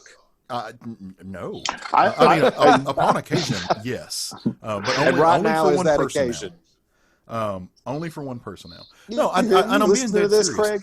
I don't have an issue with them doing that because it's something that doesn't happen very often, and because, like, generally, Alfred is beloved and he's gonna come back. I mean, the DC world exists in a place where there are, you know, the Mobius chair exists. There are the Lazarus pits. Yeah, the Lazarus pits. Like, there are ways to bring him back, and they can absolutely do it. And if all else fails, you can have Flash get on the treadmill. Or you have there you go. Or you have the editorial. You know, the Spectre change stuff. You have the one who oversees everything. Like there's plenty of ways to bring him back. Yeah, and but that's not going to erase the fact that they're treating him as a throwaway character. No, that's the problem. That's where I'm agreeing with you. That's where I'm 100% agreeing with you. Is because they do act like it's an afterthought. They keep trying to use them as kind of like this haunting memory, and it's not working. It's not working because during his waking moments, there's no sign that Alfred's even a thought in his brainwaves. No, he's completely buried it. And I think that's because they're trying to do too much. Like they're trying to, and you can't. I mean, sure, if you guys want to lay this at Tom King's feet, you can. But so much of this is beyond him. It's like the Rick Grayson shit that's going on right now. The breakdown in his relationship with Catwoman that's going on right now. Like it's too much compacted. And now they're throwing the fucking Joker war on top of it, which is just another added like they're not dealing with the shit. Like they are breaking the contract of resetting the sandbox with a new writer for the first thing, and he's not fixing any of the problems that came before. And I like Tinian. I think he's doing a great job with what he's doing, but they are leaving stuff out there flapping in the wind without dealing with it, and it leads to this. To be it leads fair, to us saying, well, hey, it's an afterthought. There's not just one Batman book that it could be dealt with in. No, they're also not doing it in Detective. Well, see, that's interesting because I really, really appreciate what Tinian is doing. So he's not addressing all that shit I had to read in the Tom King run, frankly. I'm thrilled that that's not being addressed because I want to forget that. I do think that they should be memory. Yeah, but they should be addressing the Alfred thing. Yeah, no, the Alfred thing, notwithstanding, the Alfred thing is the big thing. But in Tinian's defense, what the fuck can you do now? The sons of a bitch kill Alfred. Here you go, right, Batman. You motherfuckers. Literally, Mobius chair, like the Lazarus, like we just came up with like 4 examples of how they can fix it right now. That's and it would suck. It still sucks that they killed Alfred. And if editorial gave the direction to killing, they're giving direction that he's got to stay dead for a certain period of time before they come up with one of these broke dick fixes.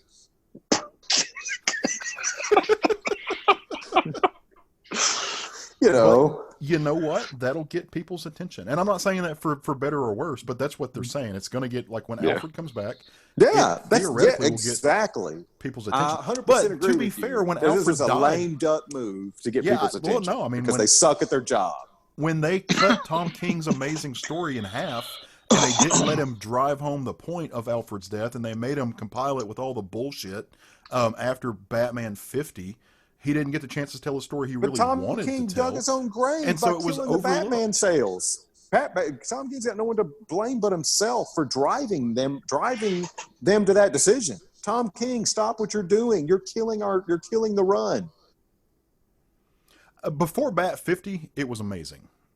No. Now, the first 49 issues are good. But I can't argue that. When I read post Bat 50, I don't there is something significantly different. I don't read the same writing. There is not the same poignancy and the same love that's poured into those scripts as there is the first 50. Well, the same guys doing DC editorial's hands and their footprint is all over that. And hey, I'm a Tom King stan. Like, I'll freely admit that. I love that dude's work. He is one of the people who is writing comics that goes real deep, and I really enjoy it. And he writes strong characters and strong psychological pain. I appreciate that in my books. I don't see that in the last half of his Batman run, and I have no idea if that's him. But when you compare it to the other things that he's written, and I just can't see that that's him. Like, that's DC editorial all over that thing. And I don't know who that editorial is. And he's not at fault. Like, he's not without fault from it. Like, he bears some of the burden of fault, but it's not completely on him. Because the story that he wrote before they ripped it out of his hands and before they completely started fucking with him, post Batman 50, is amazing. So to summarize, number 3 for me was Tom King killed Alfred. So my number 3 is a Tom King book. Yeah, it is. Oh shit! And it's Heroes in Crisis, the 2018 event that turns Wally West into a PTSD villain that covers up his own murder. I want to agree with Caleb. Yeah, it is. I'm going to agree with Caleb on this. Caleb, why do you also think this sucks? I don't think it sucks. I actually thought it was really good. Oh, wait a minute. You said, yeah, wait a minute. What'd you say? I also said, oh, shit, that's a bad thing. Yeah. No, and again, I'm not going to put this at Tom King's feet, although he wrote it. Yeah, weird. I think that DC has a problem with Wally West, and they don't want him to be anything other than apparently a villain. DC fired their problem with Wally West. Did they? Yeah. Okay. His name was Dan DiDio. Well, maybe we'll start getting good Wally West stories again. But, it was a good PTSD story. But why do you have to take one of the most beloved characters and do that to him? So, again, this is a story of a character that you take and completely have them do something 100% out of their character. It doesn't make any sense. There's no way Wally West kills a bunch of people, even accidentally, and then tries to cover it up. And then tries to pin the blame on other people. Or allow other people to take the fall for him. Did we ever get an explanation of why Tom King wrote Harley Quinn as the most powerful person in the DC universe in the beginning of that series? No, we never did. I didn't think so. That could take out the entire Trinity. Yeah, there's another pass. Y'all can give Tom King. I'm just, another excuse y'all want to line up for what happened in a Tom King book, I guess, if you want to.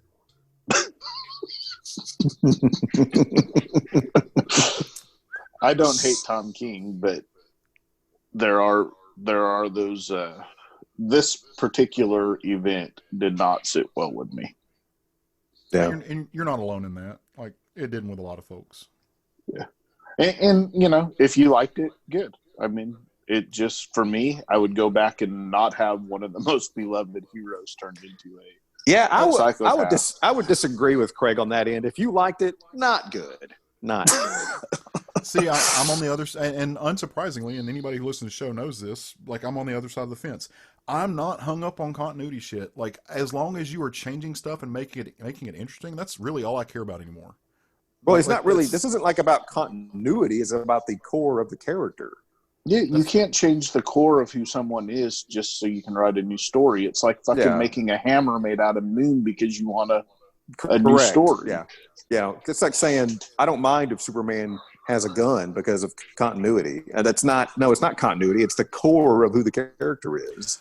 But if the core of who the character is somebody who will defend at all cost and save at all cost and go above and beyond to save anybody, and by accident, by sheer unconscious reaction, they cause death and destruction, that person would snap.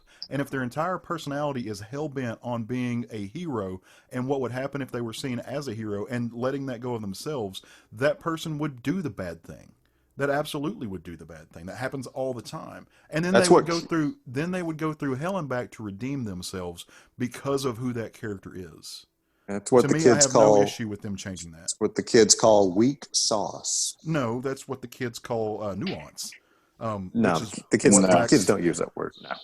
No. They do. Incorrect. Kids are smarter. They don't read a lot of things. You're mistaking incompetence for artwork is what you're doing.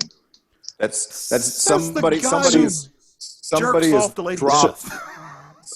dropped a bucket of paint on a canvas and it's called art. No, if they had done this with Barry, I could have seen it happening.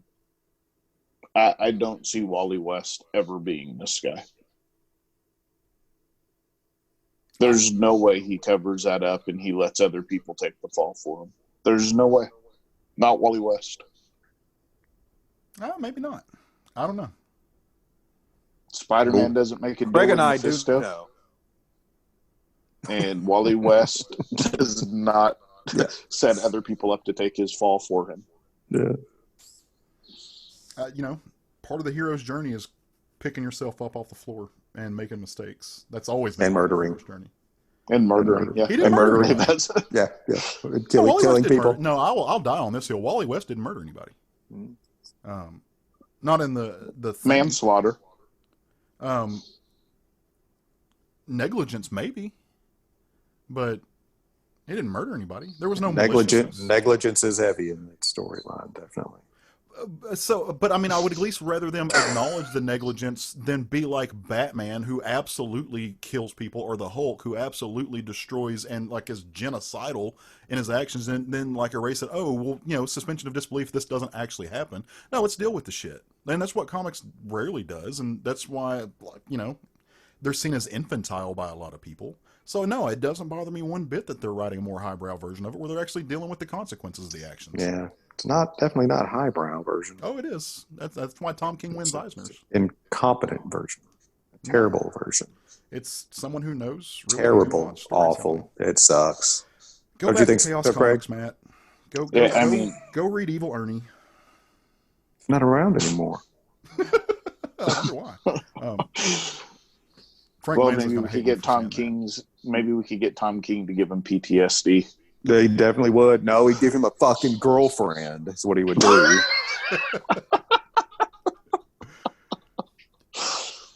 Oh God, is Evil Ernie an incel? Of course he is. Evil Ernie's a demon. If you don't know he's an incel, you never read the series. Incel, it's exactly what he is. He's totally an incel. Holy shit. Yeah. Didn't you read Evil Ernie? I read a whole, but the word incel wasn't around at that time. That is the new. Isn't that what you just said? The nuance and the beauty of it. The nuance. Oh no, there's no nuance in Evil Ernie. No. Of course, there is. If you didn't get it, so if you didn't get it, then what was it? There's no nuance in Evil Ernie. If they said they didn't use the word incel, so I didn't get. So what is it then? Because the word didn't exist then. I haven't thought about Evil Ernie in great depth since the word incel was invented. But no, you're right. Weird. Of course he is. That's weird, Caleb, that you haven't thought about Evil Ernie. Yeah. All right. So for my third one, please let it be a Tom King book. It's not a Tom King book. It actually goes way back. It's a real life event. Is it Vision?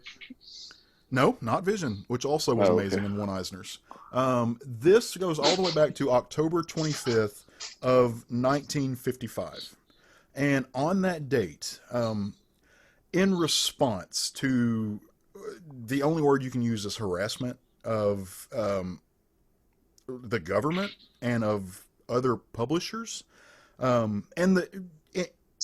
to the constraints that had been put on EC Comics, William Gaines told the board of the Comics Magazine Association of America to go fuck themselves in epic fashion. Now, William Gaines at the time was the creator of EC. He was the publisher of EC Comics. Great horror writer, great publisher of horror books. I like EC Comics. It has a gold star in my heart. I love that. Like, I still collect them when I can find them. But he told them to go fuck themselves. And he resigned. He resigned from EC Comics. He was so completely disgusted by what he considered to be the cowardice of the Comics Magazine Association of America, that and kind of how they responded to, at the time there was a book written by a psychiatrist named Dr. Wortham, and he just essentially associated comic books with the degradation of American youth. And William Gaines was so disgusted by this that he folded EC Comics. He completely shut it down. One of, in my opinion, the best publications of comics history. Shut it down, killed it, shot it in the back of the head. And then he started Mad Magazine. And because it was a magazine, because of the format that it was in and everything, it wasn't under the purview of the Comics Code Authority, which was the entity that the CMMA set up. And because of the way things operated, they had no say. And so the wholesalers would still sell it without the badge. And there's a real part of me that would love to go back in time in our comic book time machine and tell Gaines not to fold EC, just to write it out, or maybe to eventually do what Stan Lee did, because Stan Lee played a big role into ending the stranglehold that the Comics Code Authority had on comics, period. But that was after all the other genre books died, and that's like the Code Authority is essentially the reason that really up until I think the past, arguably maybe 20 years, but definitely 10 years, other genres have not broken through and done well as a whole in comics. The Comics Code Authority killed horror comics for a long time. They killed romance comics. They killed smutty comics. They were the reason underground comics erupted, and so maybe that's a tangential benefit of it, but like there's a part of me that would love to go back and like if I could influence him that way and saying, hey, don't do this, do what Stan Lee is going to do, push back against it, and just tell him you're not going to do it. Like go make your own deals, like create new publishing routes. And so if they decide not to go your way, you have an out. Now in saying that, I don't know that EC had the clout at the time that. And EC had clout. I just don't know that they had the clout at the time that Marvel had whenever Stan Lee said, no, we're not going to put the comic code badge on our books. So I don't know if it would have worked. Also, if he hadn't have quit it and folded everything, Mad Magazine wouldn't have existed. We wouldn't have had the Harvey Kurtzmans. We wouldn't have had the everybody else who spun out from that, which means today we wouldn't have people like Scotty Young, and like that's a world I don't want to live in. But I would want to go back in time and find a way to make what Gaines created last, and to make what EC Comics was span generations that it didn't have, and that would be what I would do if like you said, hot tub time machine kind of thing, was not let the censorship of the Code Authority and the Comics Magazine Association of America essentially put brackets and strangleholds around comics for the next 50 years with what they did. Well, the problem he should have de-Snydered it. Yes. The problem with wanting to make that wish is that would have erased, like you said, Mad Magazine from history, and Mad Magazine has had such a significant cultural impact. Absolutely. As satire that EC Comics never would have had. I mean, they were churning out, and I love going back and reading those old EC Comics. I bought a whole bunch of those reprints, but it's when it comes to cultural impact and like real value, you cannot make any comparison to that, to Mad Magazine. So I think it sucked. It really sucked. I mean, that going back and listening to Wortham talk, it's infuriating to me. Yeah. However, the silver lining and all that is it forced Gaines into a much more creative venture that everybody gained from. Yeah, perfect world. We would have both of those things. Right. Yeah. Because I can't imagine a world without Mad Magazine during my youth. Well, think about I'll go ahead and point out that think about the waves that Mad Magazine caused and the other media that we got from the satire in Mad Magazine. I mean, all the comedies, all the satiric comedies that came out years later that were inspired by that. I mean, Mad Magazine made a huge impact on this country as far as satire just and entertainment the goes. genius of being able to draw that back cover where you could fold it up and make something else out of it. I mean, that's just back in the days before computers. Yeah.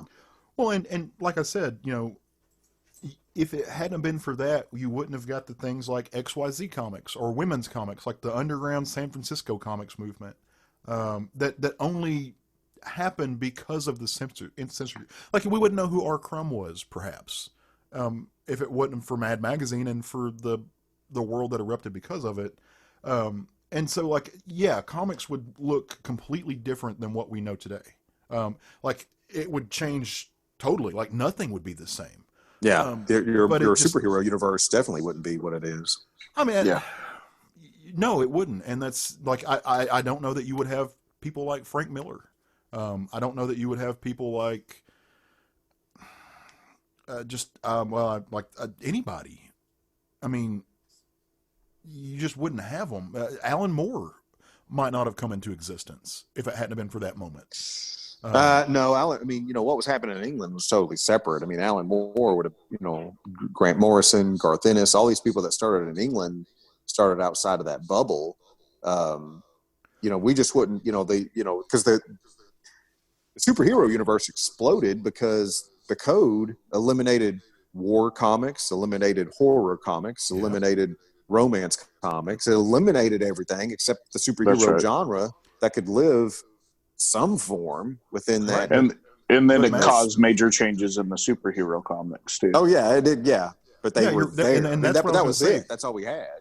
Matt, you have to think about it, though. If it wasn't for Gaines shutting down EC, starting Mad Magazine, and if it wasn't for the Comics Code Authority, then you wouldn't have necessarily a reason for Vertigo. And if it wasn't for Vertigo, that's my point. You wouldn't have like Alan Moore, and you wouldn't have Neil Gaiman, and you wouldn't have any of those other people coming over to make the things that they would have made. And so you wouldn't have them today. They're assuming they would have quit making European comics then. No, that's true, and they wouldn't have. But I don't know that we know them for their European comics. You may not have Gaiman's Sandman run. I mean, you wouldn't have anything by Alan Moore. You wouldn't have Watchmen. I would hate living in that world, but it just sucks that something as incredible as EC Comics and what it was, which, if it wasn't for EC Comics, you don't have Bernie Wrightson. I don't think not in how we know him today. That had to die for the butterfly effect that we know to bring comics as we know them today in existence. And so I don't necessarily know that I would change it, but like I said, it's a perfect world such to get a pivotal moment. Because losing things like Tales from the Crypt and those books, that was huge. Mm-hmm. I think I would have gone back and give Wortham Bone Claws. I think that's what I would have done. Yeah. Wortham Bone Claws. Certainly. You know what wouldn't have happened? Wolverine wouldn't have had bone claws. No, at all. That's true. That's part of that butterfly effect. Yep. Yeah. Well, that was fun. That was really fun. That was. 3 was hard to choose. It was. And I think myself, like you guys, I waffled with whether or not I want it to be like real life things or like moments in comics. So I'm glad we all kind of mixed up those 3. Yeah. That was good times. We should do this again next month. What, chaos? Yeah, have a little chaosy episode where we just shoot the shit. All right. It's almost like starting to feel pretty good now, isn't it? I'm not opposed.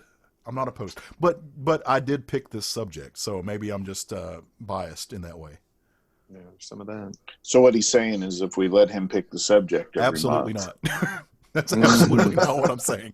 Don't you put that evil on me, Dewey Cox. Well, hey, we are going to do this again next week. Get together, chit chat, have fun, and talk. If you're hearing this, chances are it's Sunday afternoon when this should come out. But the following Tuesday and Wednesday is New Comic Book Day. That's when stuff comes out, the new books hit the shelves, and that's always exciting. Because look, at the end of the day, we're all collectors. We have a drive to pick these books up. So it's one of our favorite day of the week, and the way we like to close out each of our shows is by setting a menu a little bit, giving you a little taste, a little portent of things to come, something that we're going to pick up next week. And we've not read these things, so we have no idea most of the time, unless we get a little sneak behind the scenes, sneak peek from the publishers that love us. But most of the time, we don't know if these are going to be good or bad. We're hedging our bets, and so every week we like to give you guys an idea of something that's coming out next week that we think is worthwhile picking up. Take a chance on it. Read it and let us know what you think. And it's just kind of fun. It's like rolling the dice. Like, I enjoy it. Right. And sometimes it's going to, like if a new Tom King book is coming out, it's going to be amazing. You want it. Bonzo the Clown. So we'll start with Craig this week. Craig, what's coming out next week that you're going to pick up, brother? Yeah, I'm going to suggest that people pick up Mirka Andolfo's Mercy #4 from Image Comics. This is a 6-issue miniseries, so if you can get the first 3 issues, do it. If nothing else, for the art alone in the series, Mirka Andolfo just does some beautiful art. Absolutely. So gorgeous. Yeah, and this is probably my favorite story that she's told so far. So get this book. If nothing else, pick it up in a trade maybe later. Nice. All right, Matt, what you got, brother? So I'm looking forward to, and I would recommend that people pick up from Image Comics, That Texas Blood #2 from Chris Condon and Jacob Phillips. I recommended number 1 when this series came out, not really knowing or having any background with the writer of this series, and just a little bit of background with the illustrator being Jacob Phillips, but him standing on his own with this story. I really dug the number 1 from this series, and apparently a lot of other people did too, because it was sent for a second print. So I'm going to tell people to jump on this bus. Awesome. That is some really good advice, because it was the hotness. So there's a book coming out next week that it's coming out from one of my favorite publishers, that's Fantagraphics. And it's a little pricey. It's a little thick. If you pay full price for it, it's going to run you about $35. But it's a big book. It's thick. And this book is called The Flapper Queens, Women Cartoonists of the Jazz Age. And it's put together by Eisner Award-winning creator Trina Robbins, who I just got a ton of respect for. And basically what this book does is it looks at the women who were creating comic strips and creating comics in the 1920s. Which is like, it's this part of history that is overlooked that I just absolutely love. And it includes strips by incredibly celebrated and legendary creators like Nell Brinkley, Eleanor Shore is in this book, Edith Stevens is in this book. And it's, it's a collection that's never been seen before. It's one of those things that we are blessed that somebody like Trina has taken her time into collecting and into putting into the format that it is. Because, women have a long history in comics, but sometimes they're just not celebrated. Sometimes they're overlooked, and they're just unappreciated. And so I absolutely love that Trina put this book together. I can't wait to see it.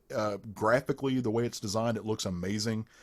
Very Art Deco, very 1920s. It's going to be good times. Can't wait to read this book. Like I said, a little pricey. It might behoove you to go to a website like Half Price Trades and see if they have it, because they might. You never know.